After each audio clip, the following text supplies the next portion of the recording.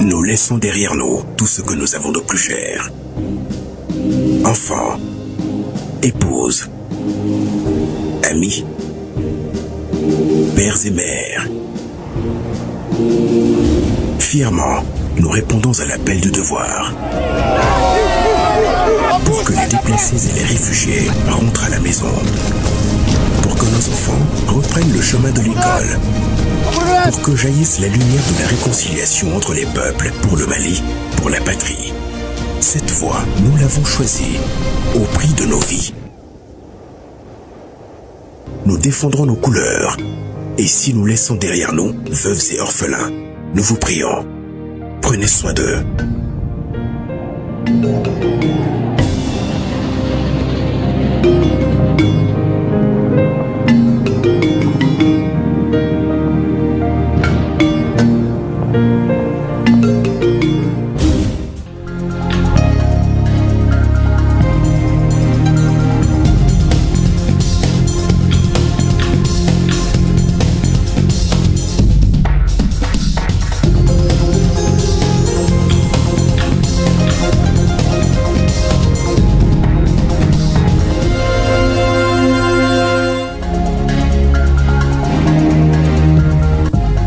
Suite au drame survenu sur les sites d'orpaillage dans les cercles de Kangaba et Kéniéba, le gouvernement tape du poing sur la table à travers certaines mesures fortes.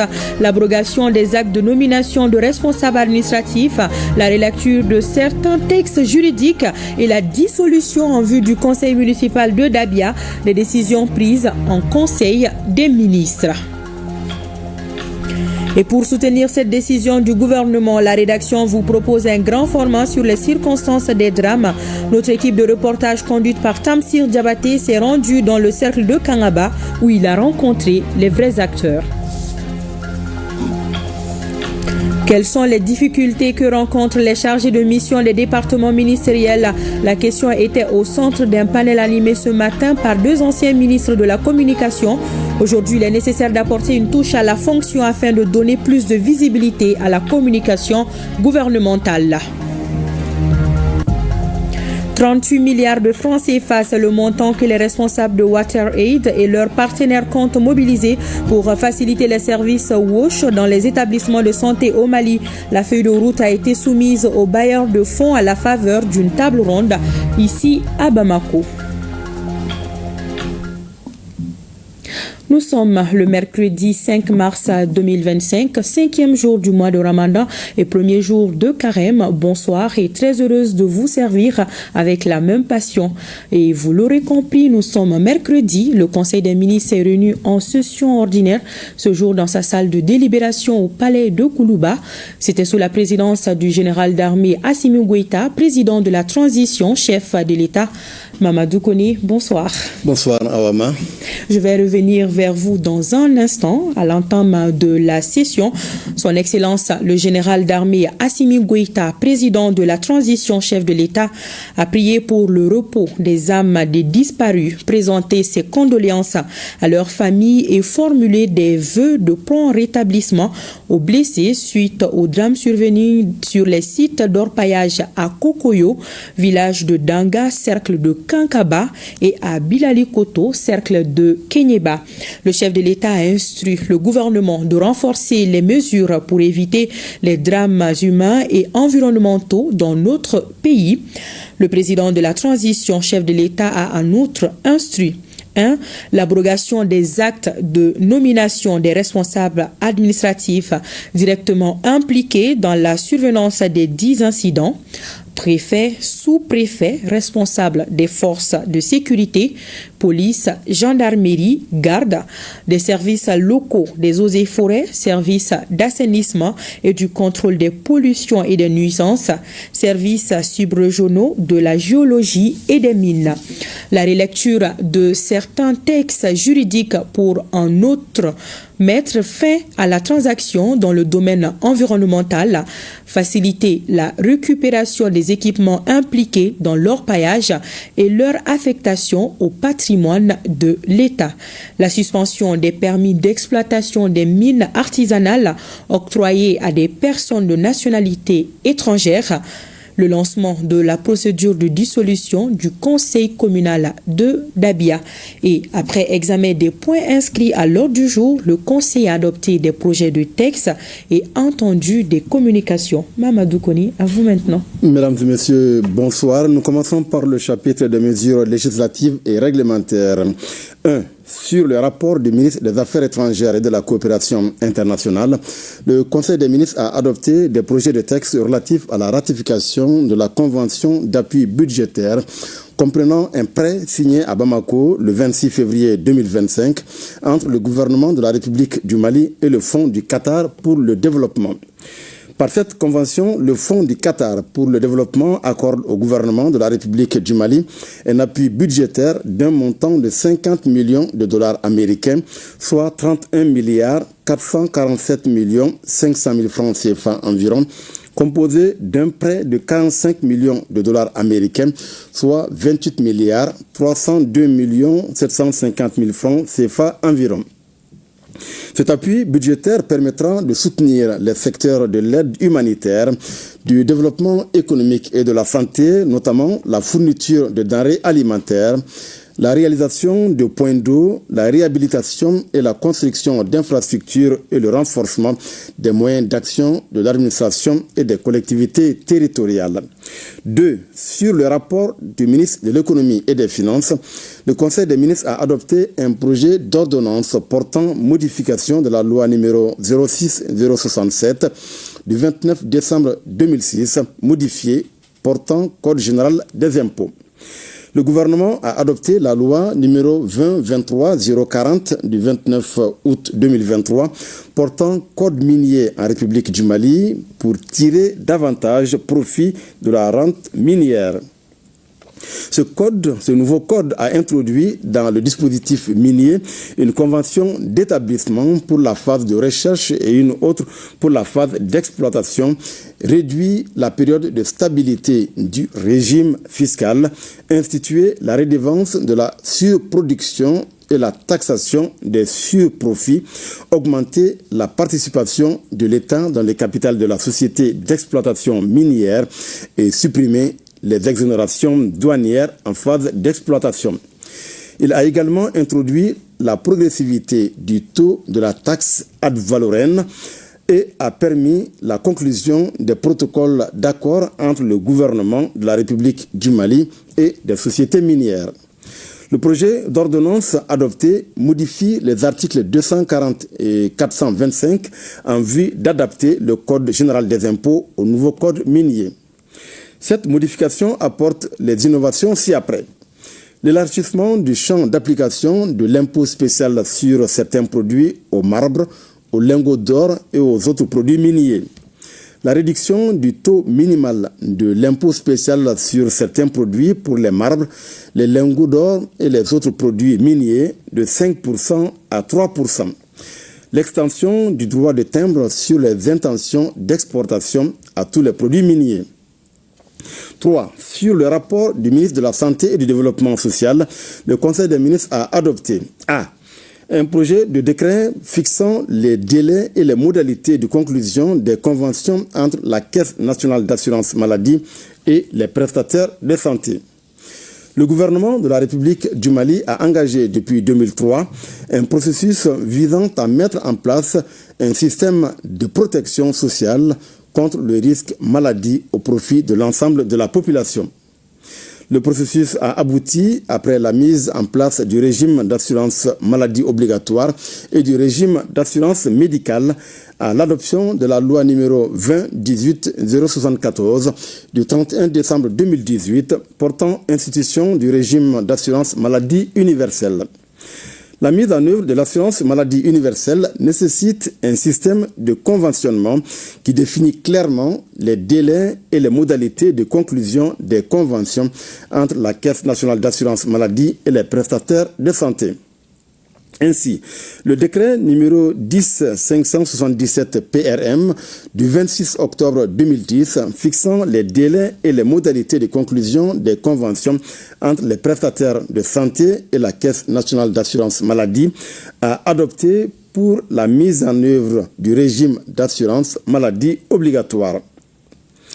L'application de ce décret a révélé des insuffisances dans le cadre du régime d'assurance maladie universelle qu'il convient de corriger pour étendre notamment la prise en charge à toutes les catégories de travailleurs. Le projet de décret adopté permettra d'organiser efficacement la prise en charge de tous les assurés et bénéficiaires du régime d'assurance maladie universelle. B.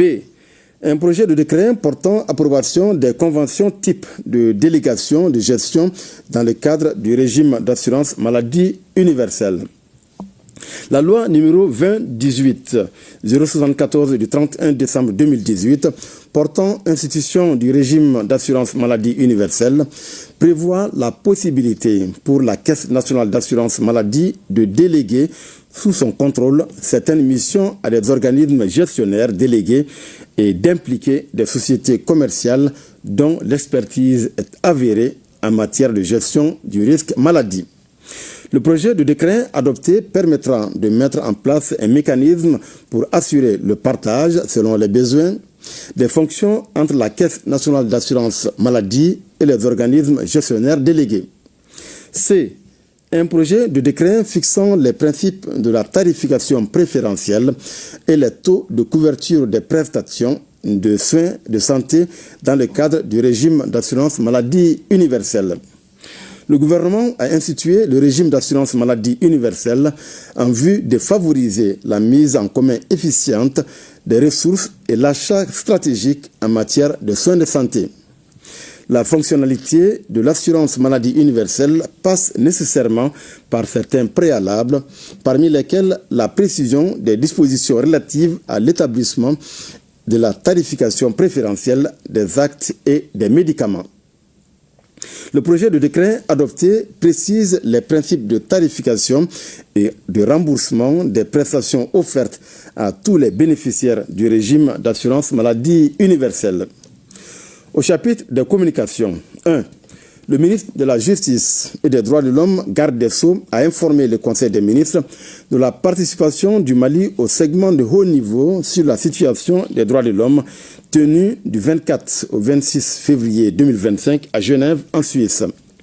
Le segment de haut niveau sur la situation des droits de l'homme est un cadre permettant aux chefs d'État ou de gouvernement ou d'autres hauts dignitaires de faire l'état des lieux de la promotion et de la protection des droits de l'homme dans leurs pays respectifs. Le Mali, à travers le ministre de la Justice et des Droits de l'Homme, garde des Sceaux, s'est adressé au Conseil des droits de l'homme pour porter des messages forts, notamment la réaffirmation de la détermination du gouvernement du Mali à mettre en œuvre l'ensemble des recommandations acceptées lors de l'examen périodique universel et des engagements pris lors de l'événement de haut niveau droits de l'homme 75. L'amélioration remarquable de la situation sécuritaire globale grâce aux efforts des forces armées et de sécurité et leurs partenaires stratégiques. La mutualisation des moyens de défense par les chefs d'État de l'Alliance des États du Sahel en vue de lutter efficacement contre le terrorisme.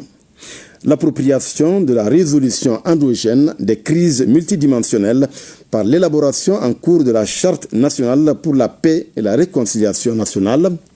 La détermination du gouvernement à lutter contre l'impunité sous toutes ses formes. La réitération de l'appel adressé à la communauté internationale en vue d'éviter la politisation et l'instrumentalisation des droits de l'homme.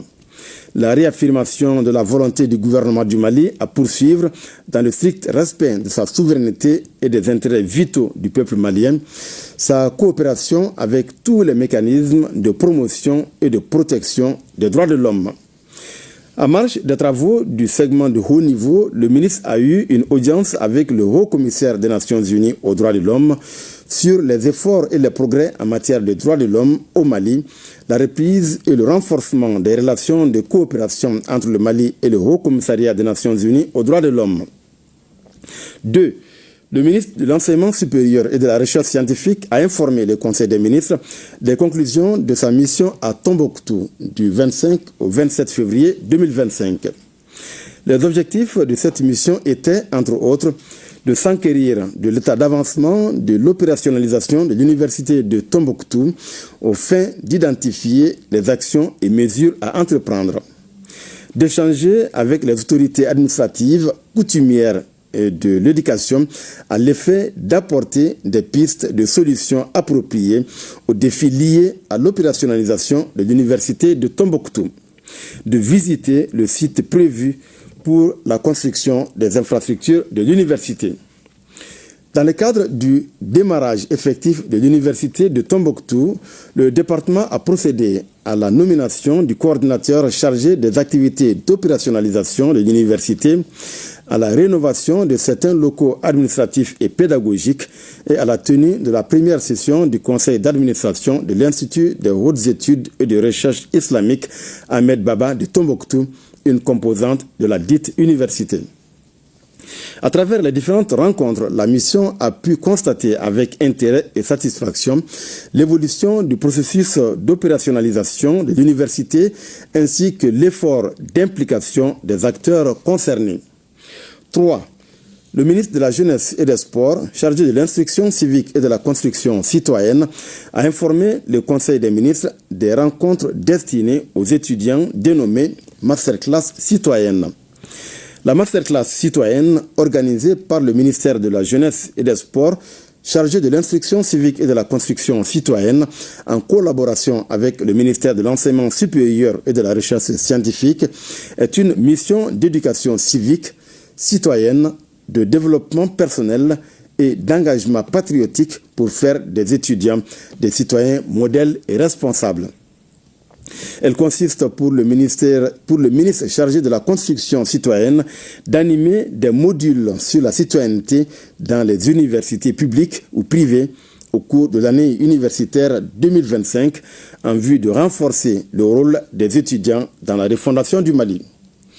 Le ministre de l'Agriculture a informé le Conseil des ministres des conclusions de sa participation à la 19e édition de la Bourse nationale aux céréales. Du 19 au 21 février 2025, le ministre de l'Agriculture, à la tête d'une forte délégation, a procédé au lancement officiel de la 19e édition de la Bourse nationale aux céréales. À l'instar des éditions antérieures, l'objectif de cette 19e édition était de contribuer à la promotion et à la valorisation des céréales produites localement. En termes de bilan, l'édition de 2025 de la Bourse nationale aux céréales a enregistré la signature de 61 contrats pour un montant global de 1 184 410 000 francs CFA contre 261 contrats d'un montant de 1 70 988 394 francs CFA pour l'édition 2024. Au terme de cette édition, des recommandations ont été formulées à l'endroit du ministère de l'Agriculture, du Commissariat à la sécurité alimentaire et de l'Assemblée permanente des chambres d'agriculture du Mali. 5. Le ministre de l'Entrepreneuriat national, de l'Emploi et de la formation professionnelle a informé le Conseil des ministres A. Du lancement du processus de recrutement des jeunes diplômés sans emploi au titre du 14e contingent du programme de stage de formation professionnelle de l'Agence pour la promotion de l'emploi des jeunes. Le stage de formation professionnelle est un axe opérationnel de la composante 1 du programme emploi jeunes exécuté par l'Agence pour la promotion de l'emploi des jeunes. Le lancement de l'opération de recrutement de 2500 nouveaux stagiaires au titre du 14e contingent du programme de stage de formation professionnelle a débuté par le processus d'appel à candidature le 13 février 2025, suivi de l'ouverture du dépôt des candidatures le 17 février 2025. À la date limite du dépôt des candidatures, le 22 février 2025, 15 021 dossiers ont été enregistrés sur l'ensemble du territoire national, répartis comme suit. 6 791 candidatures masculines, soit 45,22%. 8 230 candidatures féminines, soit 54,78%.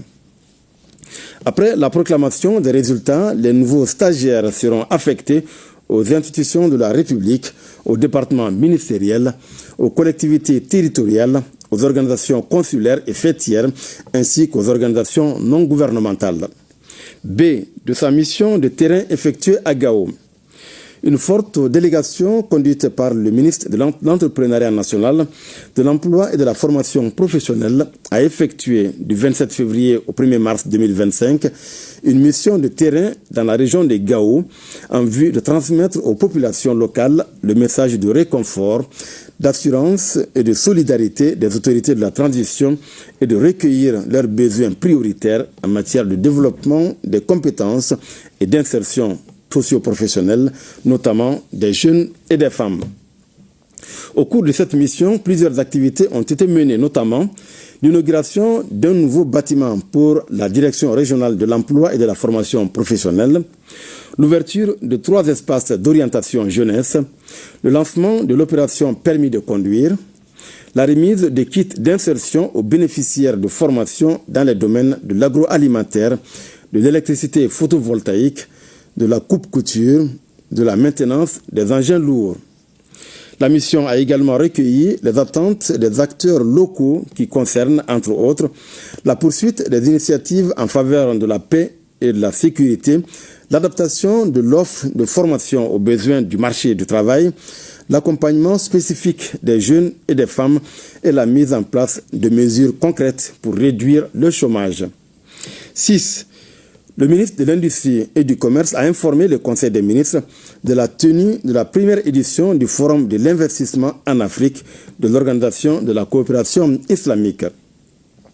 Lors de sa 47e session tenue les 27 et 28 novembre 2020 au Niger, le Conseil des ministres des Affaires étrangères de l'Organisation de la coopération islamique a décidé d'organiser pour la première fois un forum de l'investissement en Afrique. Le Mali a été retenu pour accueillir cet événement en 2025 à l'issue d'un processus de sélection lors de la 50e session tenue en août 2024 à Yaoundé au Cameroun. Ce forum, dont le thème est « Libérer le potentiel d'investissement en Afrique », a pour objectif de renforcer la coopération économique au sein de l'Organisation de la coopération islamique et d'attirer des investisseurs en Afrique.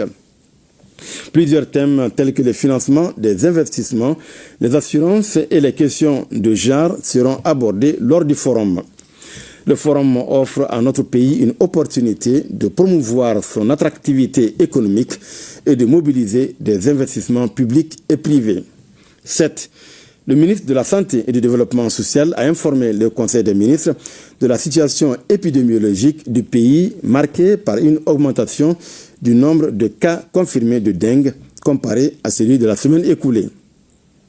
Le président de la transition, chef de l'État, a appelé la population au respect strict des mesures de prévention et de lutte contre la maladie. Voilà, Awama, ce qu'il fallait retenir du communiqué du Conseil des ministres de ce mercredi. Merci bien, Mamadou Koné, pour toutes ces précisions. Suite au drame survenu il y a environ un mois, le gouvernement a pris certaines mesures rigoureuses.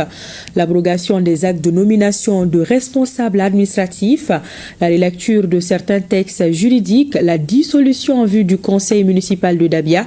Ces mesures, vous venez de suivre, ont été prises en conseil de ministres. Décision commentée au cours d'un point de presse animé par le ministre de la Sécurité et de la Protection civile et celui de l'Environnement, de l'Assainissement et du Développement durable en présence du chef du département en charge de la communication, le reportage de Yaya Konati. Kokoyo, cercle de Kangaba, et Bilalikoto, cercle de Kenyeba, 2 sites qui évoquent désormais dans la conscience collective 2 drames liés à l'exploitation artisanale de l'or au Mali.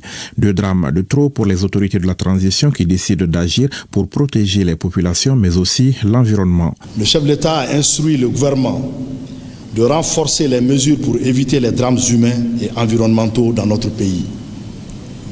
Son Excellence le président Goïta a en outre pris les mesures suivantes. 1.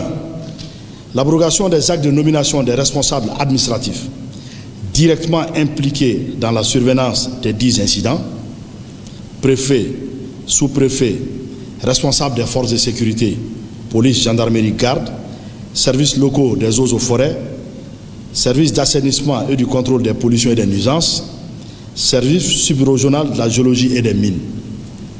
2.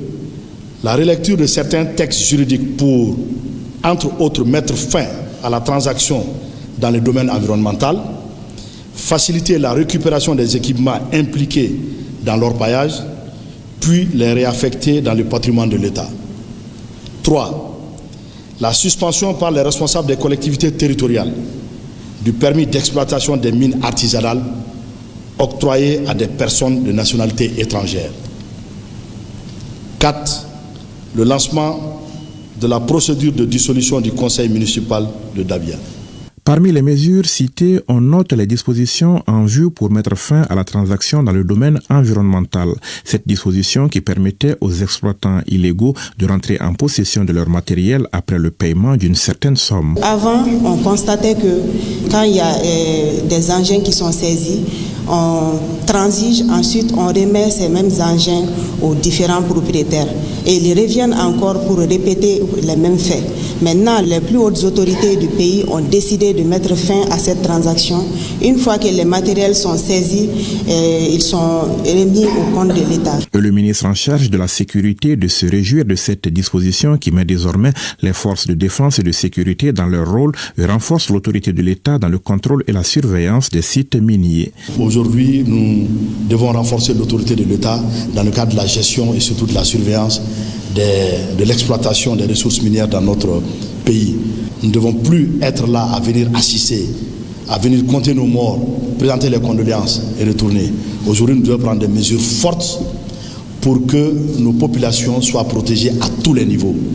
Il ne faut pas que pour des intérêts de certaines personnes, de certaines sociétés, nous assistons à des drames. Donc ces mesures visent vraiment à renforcer davantage l'autorité de l'État et à aussi couvrir nos concitoyens, à les protéger.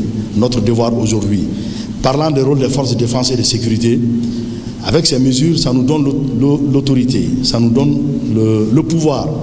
Que les matériels qui sont saisis seront confisqués et mis à la disposition du patrimoine de l'État. Les mesures du jour constituent un signal fort donné par les autorités dans le cadre de la protection de l'environnement et des populations, mais aussi dans la lutte contre l'impunité. Et pour soutenir ces mesures du gouvernement, le grand format de la rédaction est consacré à l'orpaillage traditionnel. Et ce sont des dizaines d'orpailleurs, en majorité des femmes, qui perdent la vue suite à l'effondrement de certains sites miniers. Comment l'activité est organisée dans ces zones? Qui sont les détenteurs des permis d'exploitation?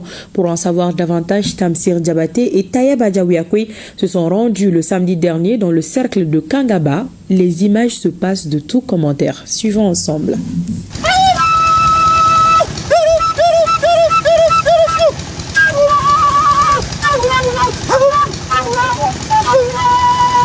L'orpaillage par dragage et l'exploitation artisanale de l'or.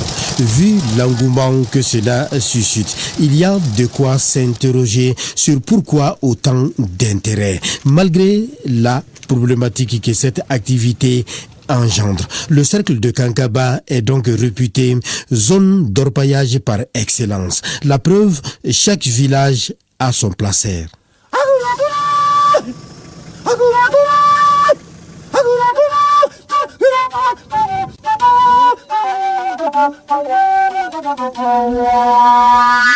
Ces différents placers sont pris d'assaut par les orpailleurs avec tous les risques. Et sur ce site abandonné par ceux qui pratiquent l'orpaillage mécanisé, les frères Dako et leurs compagnons viennent aussi tenter leur chance. Et en entrant dans cette galerie, ils sont conscients des dangers, mais hélas.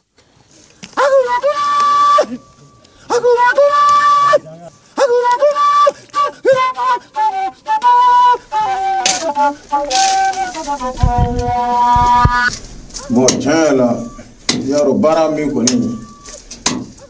kanu mana tugela I b'o le kɛ komi ni yɔrɔ ni kɔni bɛ position min na ne tɛ siran mun na I bɛ baara o baara la yɔrɔ min ma kan ka tiɲɛ lase a yɔrɔ ma I tɛ se o yɔrɔ ma bon n'i ma se o yɔrɔ ma I tɛ siran quoi hali sisan n'a nana mɔgɔ wɛrɛ sɔrɔ min bɛ tigɛli kɛ ka ne sin tigɛ n b'o bɔ yen quoi.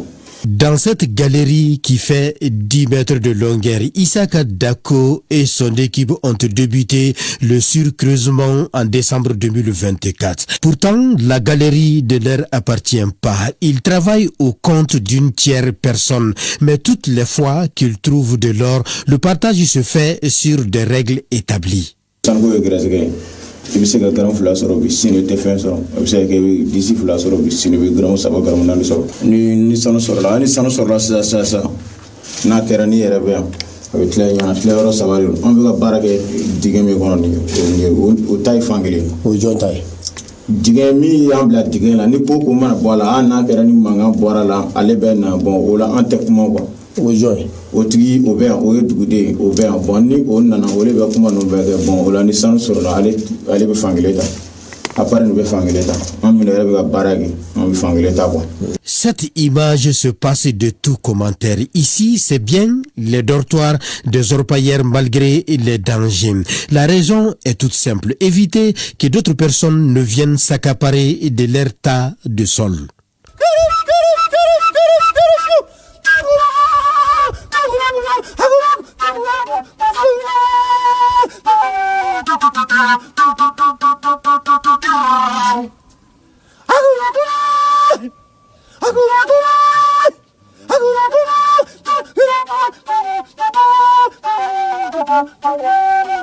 Sur la route de Drunka, précisément à Djulafundu, nous avons rencontré des femmes dont leur véhicule de transport était en panne.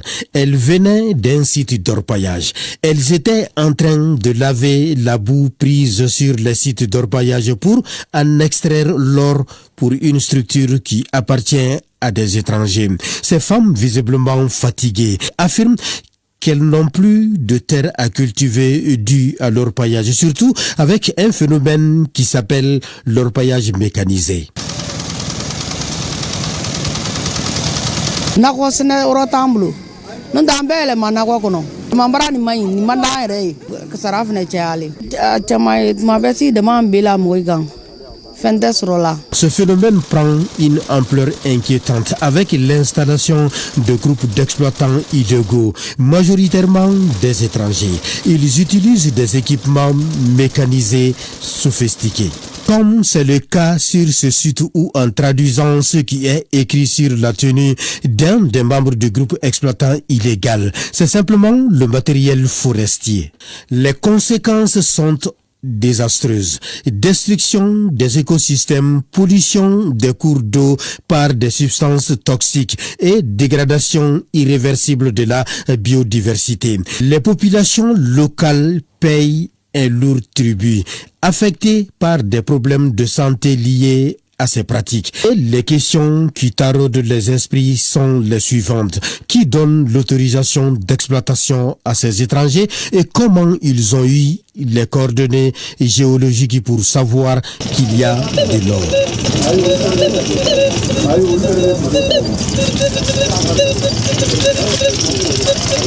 Le drame est que ces sites peuvent s'effondrer à tout moment et a même déjà fait des dégâts avec des pertes en vies humaines. Et face à ces phénomènes, par la voix du préfet sortant du cercle de Kangaba, l'État s'est dit désormais intraitable quant à la question de l'application stricte du code minier qui interdit l'orpaillage mécanisé et réglemente l'artisanal avec des couloirs d'exploitation. Parce que la loi a prévu des couloirs. L'orpaillage mécanisé, surtout avec des pelles, n'est pas permis. Raison pour laquelle nous avons non seulement tenu des rencontres avec les communautés autour de ces pelles-là et suivi des correspondances adressées aux officiers de police judiciaire qui sont les maires pour qu'ils puissent veiller et nous faire parvenir éventuellement ces situations-là de violation des pelleteuses qui sont sur le terrain. Dans le cercle de Kangaba, certains sites d'orpaillage se sont transformés en un village. Des dortoirs préfabriqués se transforment en des maisons entières construites. Certes, l'orpaillage artisanal est une pratique qui date des années dans le cercle de Kankaba, mais au regard de la situation qui prévaut, le moment n'est-il pas venu de situer les responsabilités afin de trouver des solutions pérennes?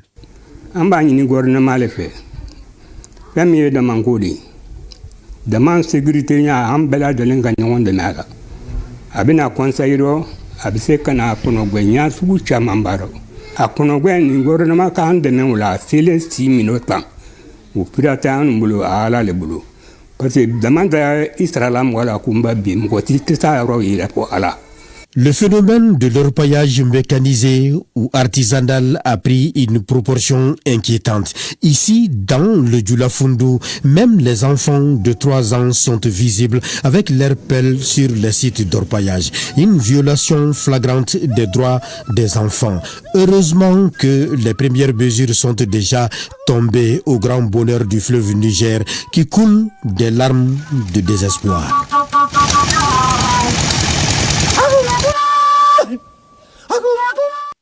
Et ça se passe de tout commentaire. Cette bonne nouvelle, la seconde mine de lithium du Mali est enfin prête et sera bientôt inaugurée. Les travaux sont exécutés à 98%. Les responsables de la société respectent ainsi leur engagement, celui d'ouvrir les portes de cette mine courant premier trimestre 2025. Le gouverneur de la région de Bougouni était sur le site pour s'assurer que tout est fin prêt.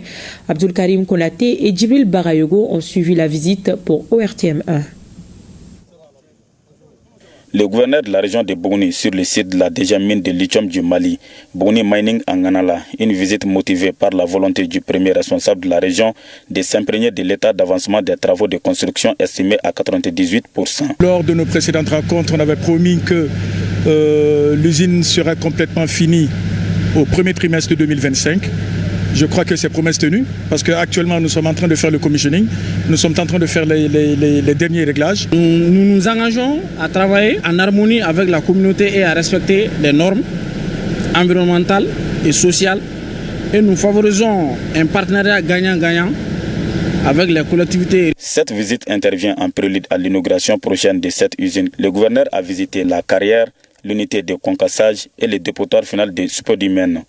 À chaque étape, les responsables des lieux ont éclairé la lanterne du patron de l'administration de la 15e région du Mali. Il y a de cela quelques mois, nous avons reçu en audience au niveau du gouvernement de la région de Bougouni les responsables de la société du lithium de Bougouni SA. Au cours de l'entretien, s'étaient engagés à terminer les travaux de la phase 1 de leur projet pour fin premier trimestre 2025. Et aujourd'hui, force est de constater que cet engagement a été tenu.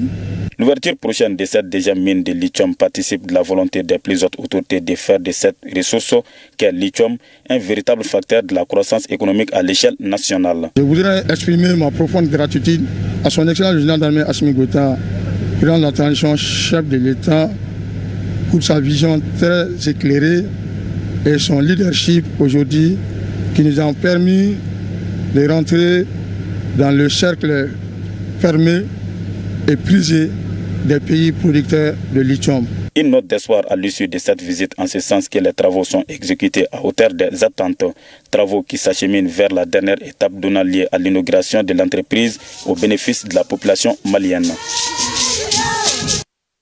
Des secrétaires généraux des départements ministériels, des membres du cabinet du Premier ministre et des directeurs des cellules de planification et de statistique des départements ministériels suivent une formation sur l'utilisation du système intégré de gestion de l'action gouvernementale. Le logiciel a été lancé ce matin à l'AGETIC. La formation est pilotée par le bureau opérationnel de suivi de la primature. Le reportage de Mamari Koné et de Aliou Touré. C'est dans le souci de rendre plus performante l'action publique que le Premier ministre, chef du gouvernement, s'est engagé à informatiser le suivi et évaluation de la mise en œuvre du plan d'action du gouvernement 2025-2026.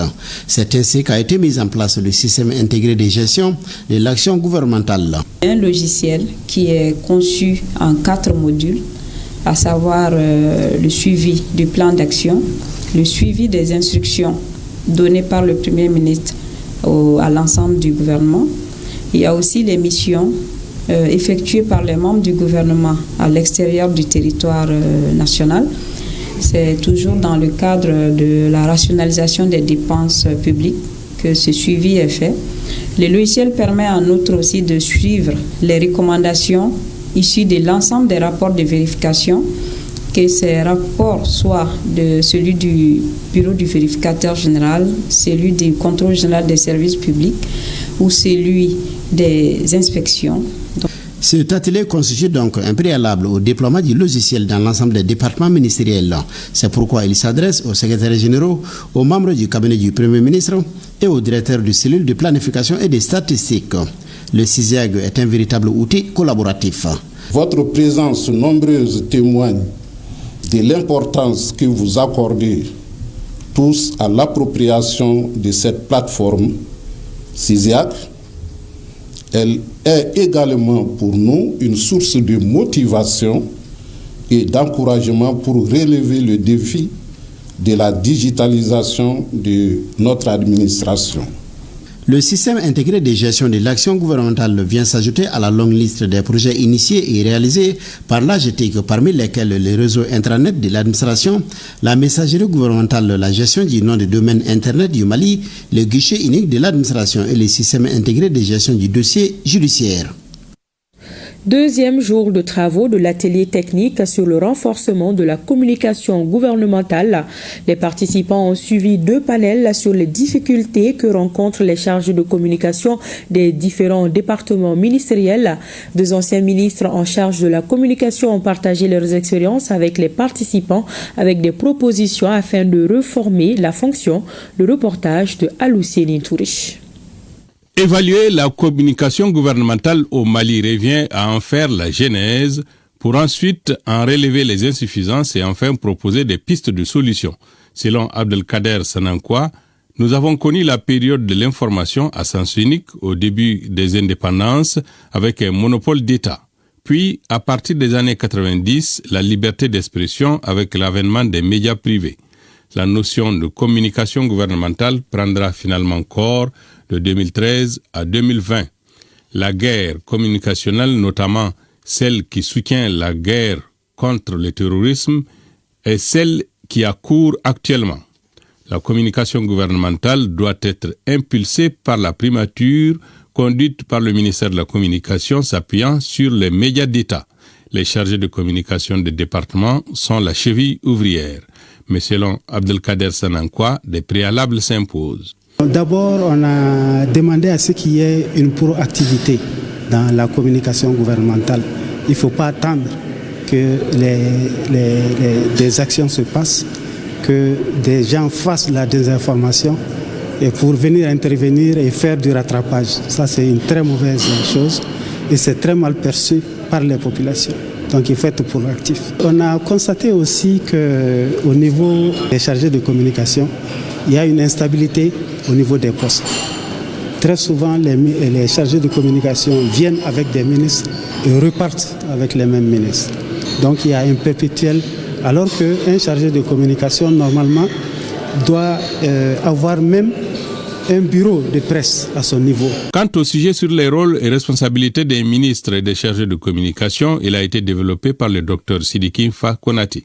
Celui-ci a défini le concept, retracé l'histoire de la communication gouvernementale, évoqué les principes, les acteurs, le porte-parole, autant de notions qui auront permis aux participants, pour la plupart eux-mêmes chargés de communication dans les ministères, des institutions et des services, de bien comprendre le concept. Sa démonstration a été suivie de pistes de solutions et de plaidoyers en faveur d'une bonne organisation de la communication gouvernementale.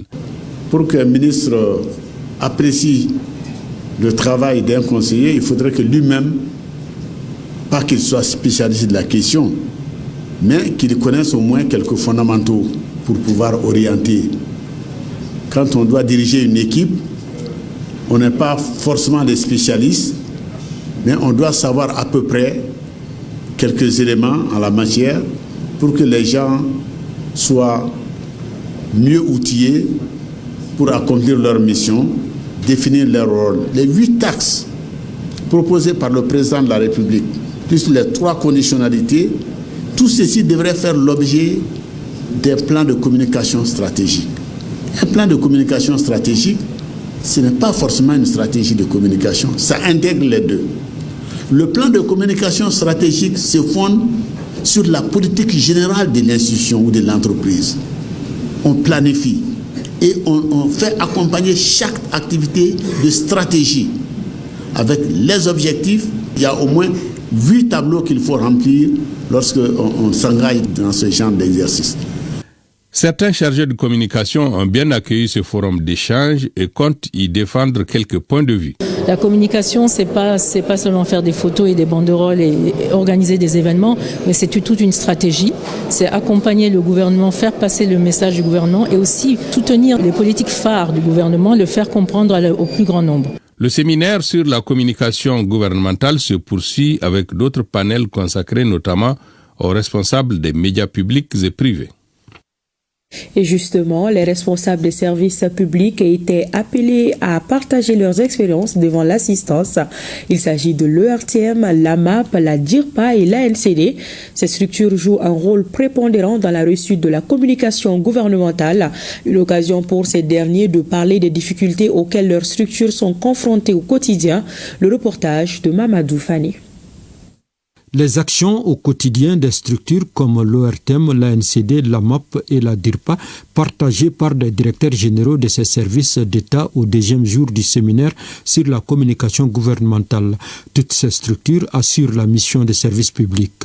L'exposé des différents directeurs rappelle le rôle que ces services jouent dans le renforcement de la communication gouvernementale. Il ressort que la forte sollicitation et le manque de moyens font que ces services n'arrivent pas à suivre souvent la cadence. Aujourd'hui, nous sommes un ensemble de médias avec 2 télévisions, ORTM 1, ORTM 2. Nous avons la radio nationale qui dessert l'ensemble du territoire. Il y a également les stations régionales, mais nous avons aussi la chaîne 2 sur le district de Bamako, ORTM 2 également sur le district de Bamako. Aujourd'hui, grâce aux efforts des autorités, l'ORTM est présente sur l'ensemble des régions, y compris les anciennes et les nouvelles. Donc pour vous dire qu'à ce niveau, il y a quand même une volonté de permettre à la population de comprendre un peu les actions du gouvernement. Au niveau de l'ORTM, je sais qu'il y a beaucoup de griefs qui sont formulés contre les médias publics et c'est tout à fait normal. Parce que, je le dis très souvent, nous sommes à la disposition des 22 millions de Maliens. Et à ce niveau-là, avec les moyens dont nous disposons, bien évidemment, souvent, les gens ne sont pas satisfaits, ils le disent, et c'est tout à fait normal.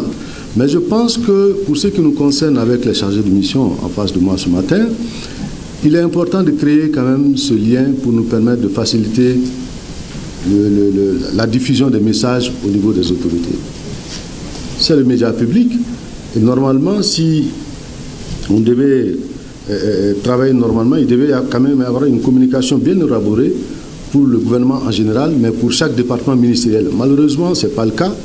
Et très souvent, on est sollicité en urgence, et juste par des appels pour telle ou telle situation. Ça ne facilite pas aussi le travail. Et ce qui fait que très souvent, on a l'impression qu'on est en train de parer au plus pressé et d'éteindre des incendies avec les moyens dont nous disposons. Parce qu'aujourd'hui, nous sommes mercredi, on n'a pas suffisamment de reportages, mais figurez-vous, chaque jeudi, par exemple, on a minimum 35-40 reportages à assurer, et pratiquement, presque à la même heure, avec une quinzaine de caméras, on essaie de faire vraiment de notre mieux. Avec la lutte contre le terrorisme, il était devenu nécessaire pour la DIRPA de changer de stratégie communicationnelle. Le directeur de la DIRPA a souligné l'impact de la couverture médiatique par l'armée pour inverser la tendance. Devant cette communication des terroristes, également, il y avait cette guerre informationnelle qui assaillait les forces armées maliennes. Quelque part, la DIRPA a établi ce lien avec les médias qui sont les relais de l'information pour nous, et que chaque mois, nous nous sommes donnés comme objectif de rencontrer ces médias, qu'ils soient publics ou privés, leur donner la bonne information, faire en sorte que le public puisse savoir quelles sont les réussites des forces armées maliennes, mais aussi quels sont nos points de contrainte, nos points où vraiment on ne se retrouverait pas du tout. Et c'est devant cette situation que le peuple malien a dû comprendre qu'est-ce que nos forces sont en train d'abattre comme travail sur le terrain. Quant à la directrice de l'ANCD et le directeur général de la MAP, ils ont rappelé la place centrale que leur structure joue dans la communication gouvernementale. Cependant, ils ont souligné également les faibles moyens dont ils disposent face aux défis du moment.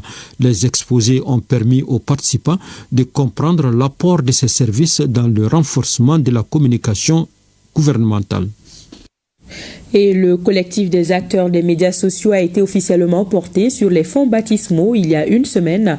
Sa mission est de trouver une solution à la prolifération des fausses informations sur les réseaux sociaux. Notre reporter Souma Ouaïdara a assisté à la cérémonie de lancement suivie d'une session de formation.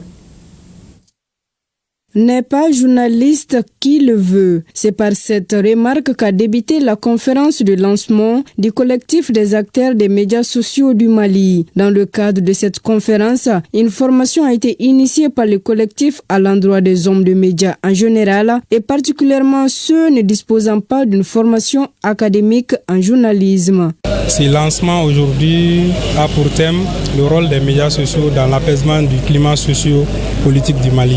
Les médias sociaux sont des vecteurs très importants, je peux dire des couteaux à double tranchant. Cette formation a été initiée pour également contribuer à mettre fin à la propagation des fausses informations sur les réseaux sociaux. Elle vise aussi à doter les acteurs de médias de l'éthique et des compétences nécessaires pour exercer ce métier. Des acteurs non professionnels de la presse classique se sont appropriés l'outil informatique en l'utilisant par amour pour donner l'information. Beaucoup de ces jeunes ont été détournés de leurs objectifs initiaux, soit par des politiques, soit par des religieux, soit par des puissants de l'argent. En matière d'information, les faits sont sacrés et le commentaire est libre. Mais malheureusement, dans les informations que nous retrouvons à travers les réseaux sociaux et même à travers certains médias classiques, qu'est-ce qu'on constate? Il y a plus de commentaires que de faits. On tord le cou aux faits. Cette formation se veut un rempart contre la désinformation en faisant des participants de véritables sentinelles de l'information crédible et vérifiée. 38 milliards de francs CFA à mobiliser pour l'installation des services WASH dans les établissements de santé au Mali. C'est une initiative du projet IRC WaterAid et leurs partenaires. Le projet a été présenté la semaine dernière aux bailleurs de fonds pour financement. C'était au cours d'une table ronde suivie par Fadema Keïta. Au cours de la présente table ronde initiée par l'IRC et ses partenaires se tiennent plusieurs présentations portant entre autres sur les mécanismes de financement innovants et le suivi et évaluation des engagements, les propositions de recherche des 38 milliards de francs CFA pour faire face aux besoins des services WASH. Ce montant est impératif pour la réalisation des activités WASH dans les établissements de santé au Mali d'ici à 2030. Ces concertations, synonymes d'espace de solutions concrètes et réalisables, ont pour finalité l'éventuel accès à l'eau potable, à des installations sanitaires adéquates, bref, à des conditions d'hygiène optimales dans ces structures. Aujourd'hui, nous allons discuter sur le gap de financement pour mettre ces services à niveau d'ici 2030. Donc, atteindre les objectifs de développement durable numéro 6 et numéro 3. Pour une meilleure coordination des actions dans le secteur, nous appelons et incitons justement le gouvernement à redynamiser les cadres d'échange intersectoriels pour la gestion rationnelle, efficace et efficience des infrastructures et des ressources. Ces échanges doivent apporter des réponses idoines aux nombreux défis de l'heure. L'enjeu est clair. Sans service WASH adéquat, nous ne pouvons garantir ni des soins de qualité, ni la sécurité des patients et du personnel de santé. Nous devons ensemble nous engager à assurer un engagement fort des décideurs en faveur du financement du WASH dans les établissements de santé, identifier des sources de financement innovantes et durables pour la mise en œuvre de la feuille de route nationale.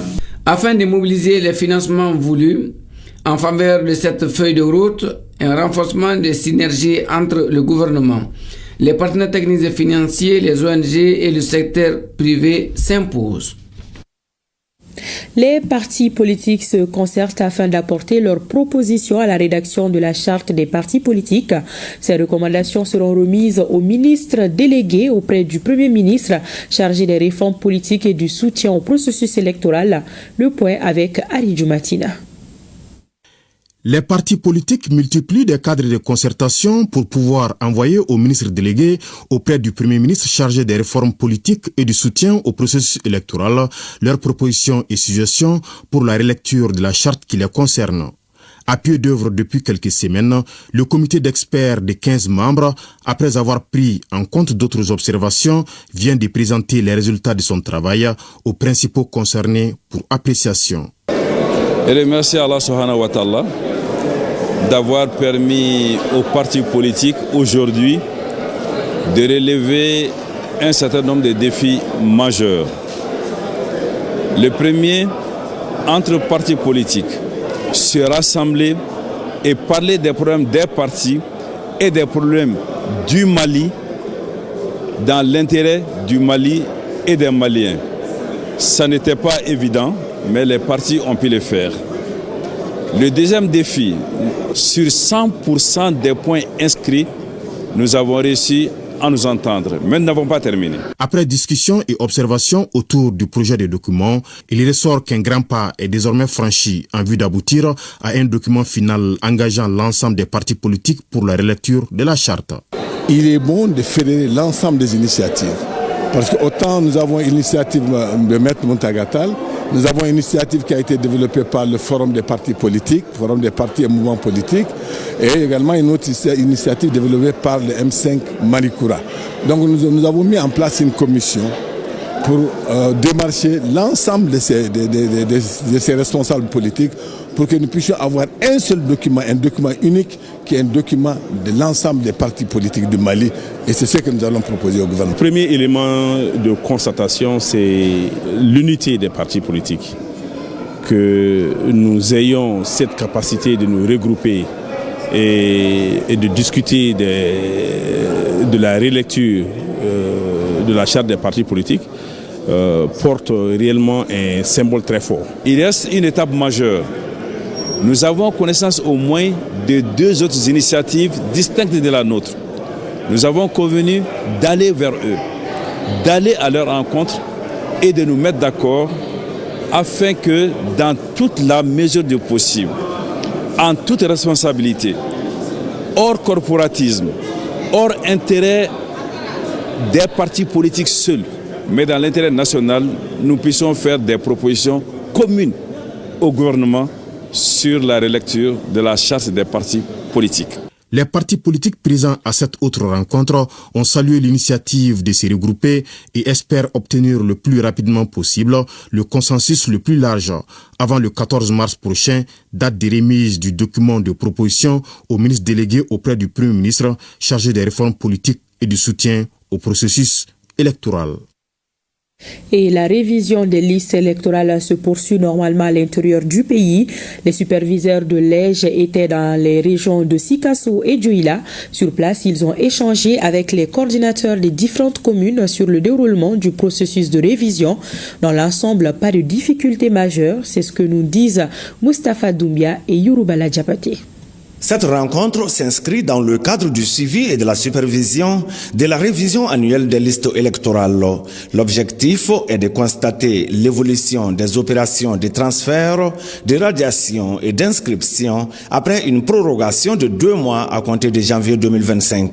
La mission de supervision est conduite par le superviseur général de l'autorité indépendante de gestion des élections pour les régions de Koulikoro, Nara et Dioula.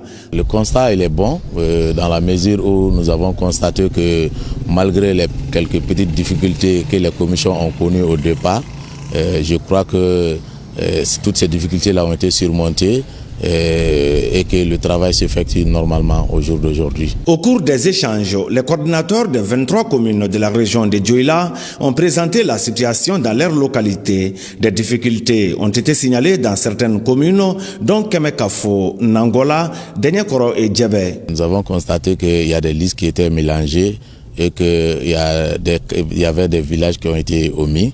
Et à savoir qu'au niveau de l'EJ, aujourd'hui, nous avons mis sur place une commission technique paritaire avec le ministère de l'administration territoriale qui travaille d'arrache-pied afin de pouvoir donner une suite à toutes ces difficultés-là. Selon le coordinateur local de l'EJ, la région de Dioula comptait un peu plus de 345 000 électeurs à la date du 31 décembre 2024. L'organisation d'une bonne élection passe par un fichier électoral fiable et actualisé. C'est dans cette perspective qu'une mission de supervision de l'EJ séjourne à Sikasso. Objectif, s'enquérir du déroulement du processus du début de la prorogation à cette date. Le travail se passe très bien. C'est vrai qu'au début, il y a eu une lenteur due à la disponibilité des machines, comme le président vient de nous dire. Mais après cette étape-là, réellement, les activités se sont bien déroulées. Depuis la reprise, pour les radiations, on a fait 1197. Les chiffres des radiations là s'expliquent par le fait que nous avons travaillé avec les cartes biométriques des électeurs décédés. Bon, on les a radiés d'office. Donc c'est ce qui explique ce nombre élevé là. Ensuite, maintenant, pour les enrôlements, on a fait 471 enrôlements. Et pour les renouvellements, 300.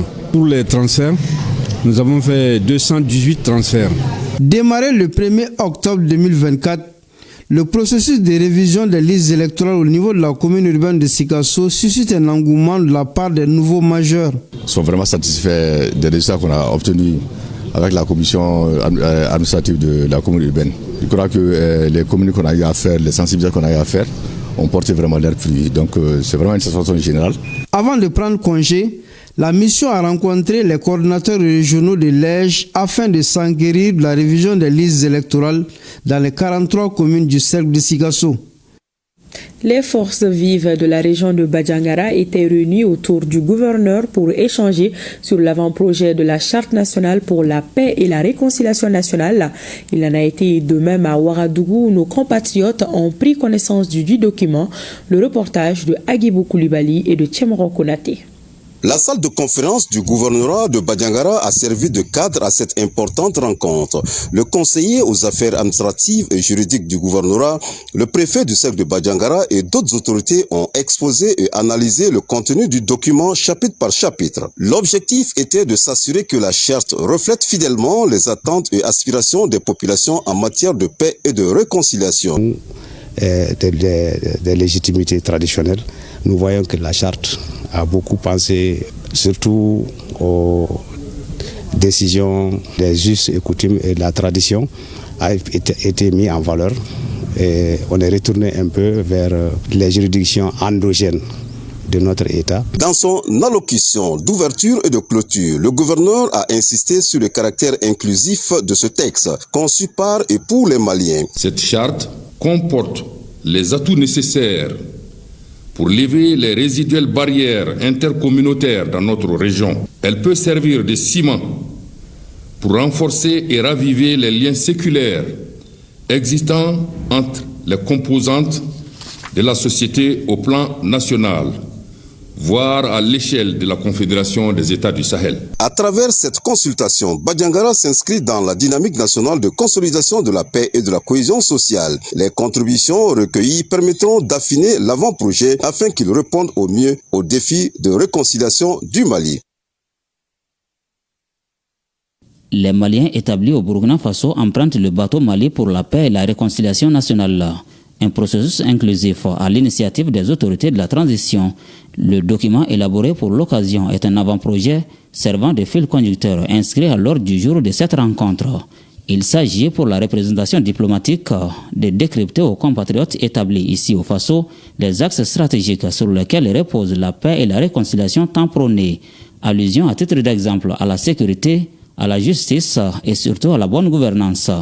Il s'agit d'un engagement collectif pour bâtir une société dans laquelle la paix ne sera pas seulement l'absence de conflits, mais l'expression d'un vivre ensemble harmonieux, fondé sur la justice sociale, l'égalité, le respect des droits et la dignité de chacun. Une démarche à la fois pédagogique et inclusive saluée à l'unanimité par les participants qui expriment tout de même des préoccupations avec l'appui des propositions. Il y a des gens qui sont venus s'installer depuis des millénaires sur des terres. Mais eux, ils pensaient être intégrés dans une société, mais ils se rendent compte qu'après, ils ne sont pas considérés. Donc cela amène des frustrations, donc ils sont obligés de combattre aussi à la fois. On doit trouver des solutions à ces problèmes fonciers. Une proposition parmi tant d'autres qui devra servir de contribution à ce processus de paix et de réconciliation nationale. Direction la capitale de l'or blanc avec le lancement du projet intitulé Promouvoir la transition agroécologique et la résilience climatique grâce à la mise à échelle et au co-apprentissage pour la transformation alimentaire au sud de Mali. Un projet financé à 200 millions de francs CFA par la fondation Mike Knight pour une durée de 3 ans. L'objectif est de renforcer l'autonomie de certains producteurs des régions de Sikasso et Koutiala pour des systèmes alimentaires résilients de Koutiala. Les explications de Brahima Kone. Le projet TAE ou encore transition agroécologique dans les régions de Sikasso et Koutiala vient d'être lancé. Un lancement qui marque le top départ de la promotion de la résilience climatique grâce à la mise à l'échelle et au co-apprentissage pour la transformation du système alimentaire. Ainsi, la mise en œuvre du projet TAE sera assurée par l'ONG Ahmed et ses partenaires, à savoir l'Université Wageningen, l'ICRISAT et l'IER. Le premier point, c'est la mise à échelle des technologies agroécologiques à travers les champs de vitrine. Le deuxième axe d'intervention, c'est le co-développement d'un outil digital pour le suivi, la planification et l'évaluation des exploitations agricoles. La mise en place ou la création de plateformes digitales et multi-acteurs. Et le dernier point, c'est le renforcement des capacités des acteurs, producteurs, chercheurs, agents de développement. La transition agroécologique se présente comme une alternative prometteuse et durable à l'agriculture conventionnelle. Mais pour obtenir des résultats satisfaisants de la transition agroécologique, il faut nécessairement une approche intégrée, alliant techniques agricoles, politiques publiques et engagement des populations locales.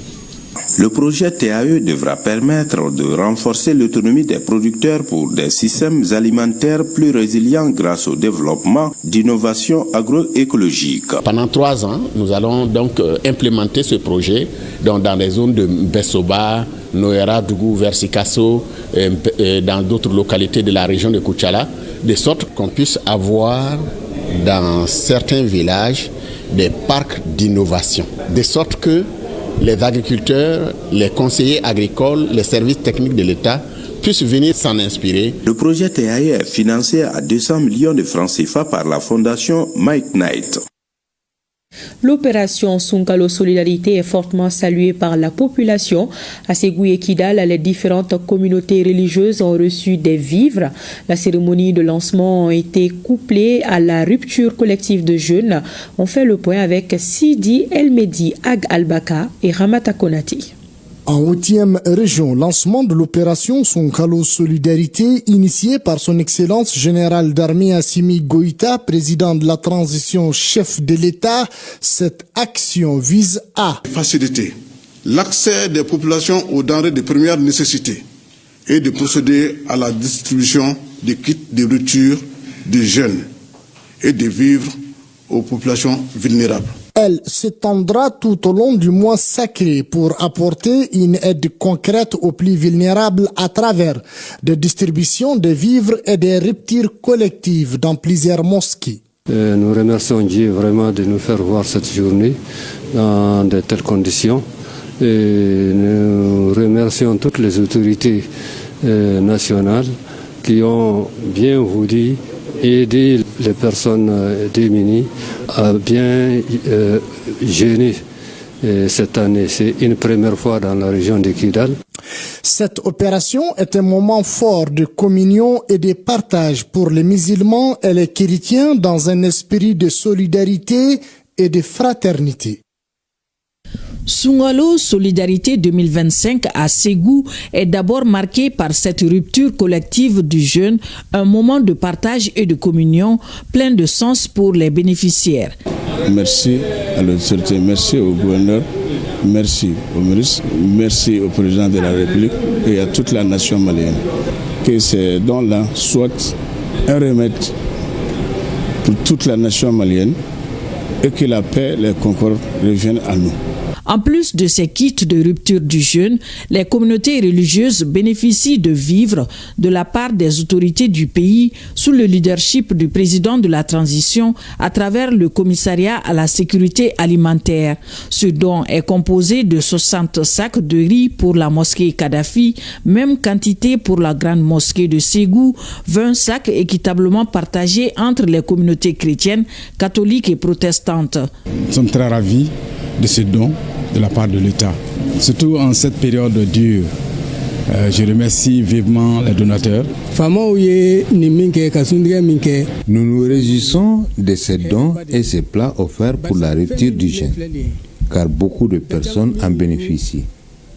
Cette donation prouve que les autorités du pays ont le souci du bien-être de la population et Dieu les récompense pour ces bienfaits. Nous souhaitons la pérennisation de ces gestes. Cette cérémonie donne le ton au même exercice et à bien d'autres activités d'assistance en 4e région durant le mois de Ramadan et celui du Carême. Cette donation hautement significative va contribuer à améliorer la situation alimentaire des personnes vulnérables. C'est l'occasion pour moi d'exprimer au nom des compatriotes bénéficiaires notre profonde gratitude et notre sincère reconnaissance au président de la transition, chef de l'État, le général d'armée Assimi Goïta.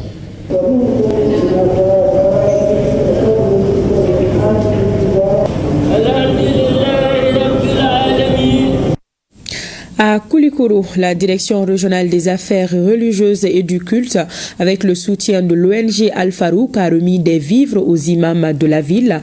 La cérémonie était présidée par le gouverneur de région. Le but est de permettre aux bénéficiaires de passer un bon mois de Ramadan. Le reportage de Ousmane Koïta.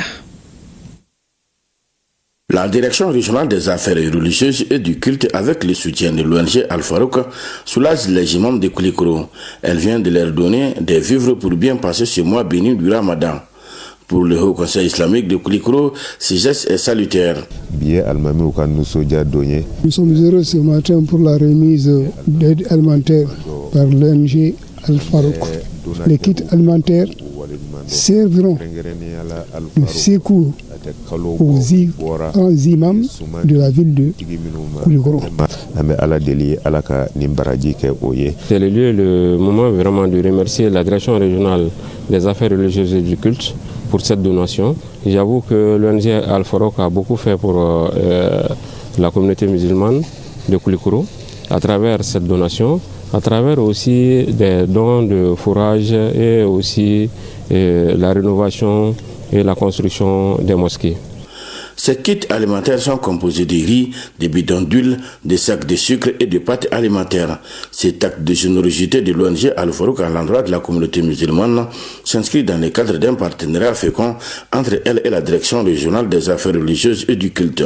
Le département, à travers le ministre des Affaires religieuses et du culte, je ne peux que me réjouir face à ce geste hautement symbolique et également remercier les donateurs qui est l'ONG Al-Farouk.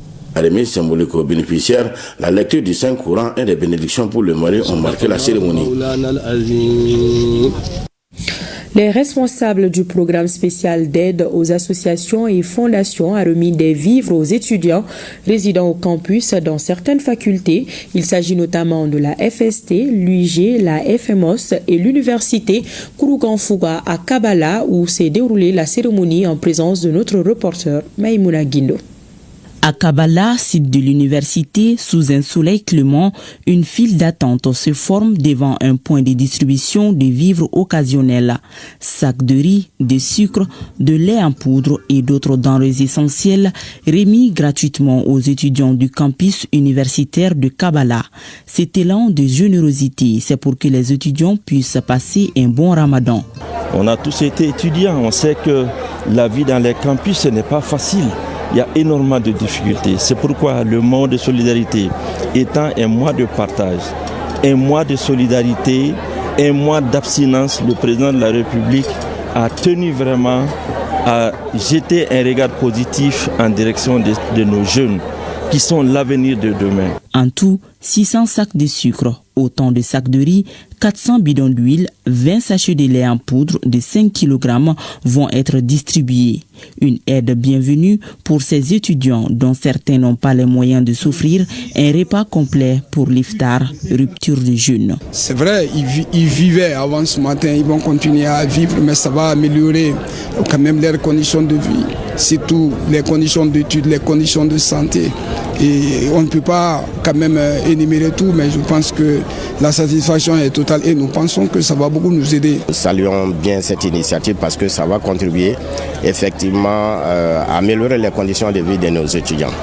Si la satisfaction est palpable chez les responsables, la gratitude des étudiants envers les donateurs l'est tout autant. Tout d'abord, ça va nous permettre de comprendre que l'État ne nous a pas oubliés, surtout à ce mois qui est vraiment difficile. Et que nous, les étudiants, nous sommes aussi dans des conditions vraiment qui sont tellement souvent compliquées. Et ça nous a donné une immense joie parce que ça va nous permettre de passer un bon moment. À l'issue, les étudiants repartent avec leurs sacs remplis, mais surtout avec un peu plus de sérénité pour affronter leur quotidien. Voilà le reportage de Maïmouna Guindo avec la voix de Barakissa Ouattara. Le mouvement Mali Horizon 2035 s'implante dans le district de Bamako. Les responsables du dit mouvement s'engagent à réunir l'ensemble des Maliens pour soutenir la transition.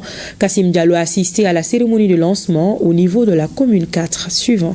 C'est une suite logique de cette opération de sensibilisation et d'implantation du mouvement Mali Horizon 2035 dans les 6 communes de Bamako. Une campagne d'information pour une prise de conscience afin de préserver les intérêts du Mali. Une mission qui doit permettre à la jeunesse de mieux comprendre les défis du moment afin de les relever. L'objectif du mouvement aujourd'hui, c'est de réunir l'ensemble des filles et fils du Mali autour des actions de la souveraineté retrouvée, autour des actions de la refondation, soutenir les initiatives en cours, mais aussi se former, se préparer pour les élections à venir. Parce qu'il s'agit aujourd'hui de choisir des hommes et des femmes capables, honnêtes et sincères de nos localités, de les mettre ensemble, de les préparer. Le mouvement Mali Horizon 2035, qui regroupe plus de 35 formations politiques, met l'accent sur la formation des jeunes et des femmes afin de lutter contre les fraudes électorales. Et cette annonce avant de refermer cette édition, le ministre de l'Emploi, de la formation professionnelle et de l'entrepreneuriat, Oumou Sall Seck, vient de boucler une visite de travail à Gao, visite au cours de laquelle elle a mené plusieurs activités au profit des communautés. Nous vous proposons un magazine sur les temps forts de cette visite juste après cette édition. Et c'est la fin. Merci de l'avoir suivi. Bonne suite de Ramadan et de Carême. Pensée spéciale à nos femmes. Bonsoir.